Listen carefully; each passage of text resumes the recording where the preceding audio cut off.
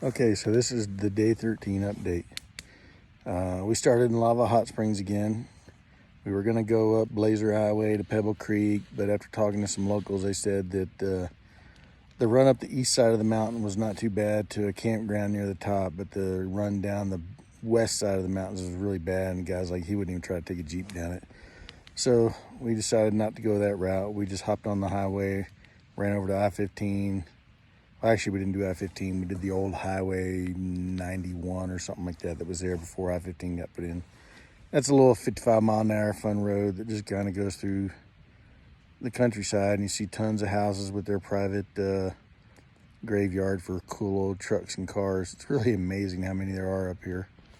And then that came out in Pocatello, stopped at Mavericks for breakfast. Really nice Mavericks. Hopped on I-15, ran north, eventually picked up US 26, which is just long and straight going off to the northwest until it hits the town of Arco. And we stopped in Arco, got gas, saw some other adventure riders finally, which we haven't really seen hardly any other adventure riders on this trip so far. We saw some GSs and a couple KTM 890s or 790s or something. And then there it was kind of a decision point, because if we went north to a road that would cut over the mountains, it was a long way to turn around and come back to get to the highway running southwest out of Arco, which I believe is just, US 20, which looks like a nice ride. It goes by Craters of the Moon. So I talked to some locals in the truck that had lived there pretty much their whole lives and told them where we were trying to go.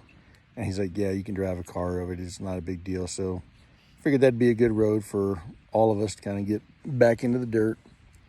So we headed north on US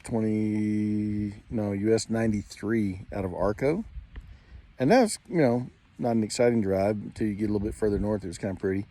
And then we turned on Trail Creek Road, I think it is, which was paved for actually quite a way until it got into the National Forest. And once it finally got into the National Forest, it just became another one of those big, wide, graded roads with a lot of big potholes and a lot of washboard. But, it was hard packed, a little bit of loose gravel here and there. Really pretty scenery, just nice scenery.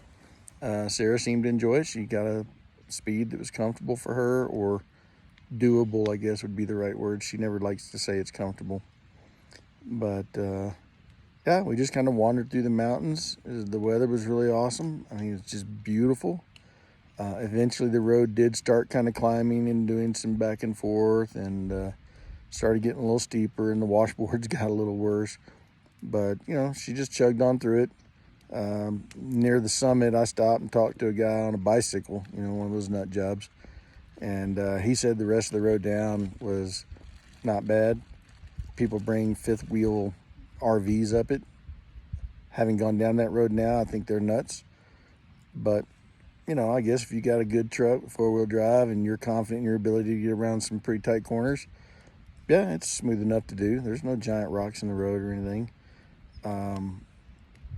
There were quite a few, I don't know, it reminds me of the $1 Million Highway, US 550, where if you blow a corner, it's a long way to the bottom when you rock and roll. But epic views. I mean, just really, really pretty views. And Sarah went down that, no problem. Daniel went down it, no problem. I stopped to take some pictures and videos and that kind of stuff and caught up to them. And there were quite a few bicyclists. And it was only like 4 miles until it got to be paved. And I think it's called Sun Valley Road at that point. And it drops into the little town of Ketchum, which is basically Idaho's version of Aspen. High dollar town, high dollar people walking around. Every building you saw was fancy. We went into a Atkinson's grocery store. It was like a Whole Foods on steroids. We were able to get some fried chicken, collected a lot of stairs. The whole town was just jam-packed. I mean, it's kind of claustrophobic. There's just people everywhere, cars everywhere, just riding through it is like 15 miles an hour, dodging pedestrians, dodging people that aren't paying attention at intersections, and who's I stopped, it's my turn, that kind of mentality, you know, regardless of who else was already stopped. Sarah had a close call. She was turning left and a guy started to go behind her and almost got her. She didn't see him, but yeah, we couldn't wait to get out of there. And then we followed the highway. I think it's, what highway is that? 75, which went north out of Ketchum and went up into the mountains. And, you know, it's all paved. And it was just a beautiful run up over the mountains once you get up into the mountains. You know, lots of fun curves, really nice pavement, really great views. And then when you get to the far side of it, some pretty tight stuff coming down till we got to where our campground is. And we're in dispersed camping, even though there's a nice campground real nearby. I can't remember the name of the road the campground's on. Let's see. Oh, I have my glasses on.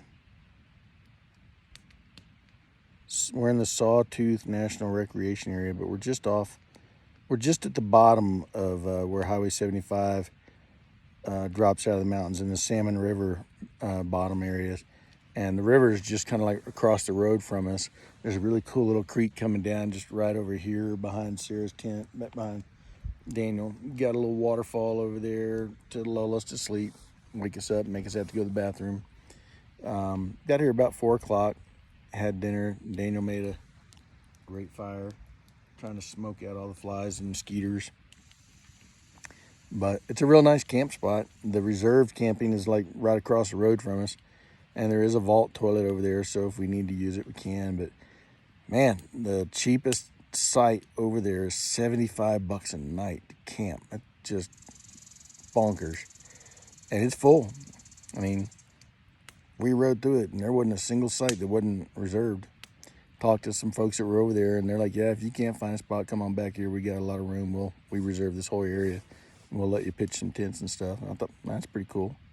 But we just went right back outside the campsite and found this really cool spot here. I mean, lots of level spots for putting tents, parking the bikes, setting our chairs up. It's got like gravel. I don't know if the gravel was brought in, but you know, it's not muddy. So even if it rains tonight, we shouldn't have any trouble getting in and out of here. The main road's just, you know, I don't know, 150 feet, 200 feet from us. So yeah, it's a great spot. The weather's, yeah, sunny right now. 10 minutes ago, we thought we were going to get rained out. It started getting all dark and it was sprinkling, and Daniel cranked up the fire so that if it started raining, hopefully the fire would survive and we wouldn't have to worry about all the wood being wet.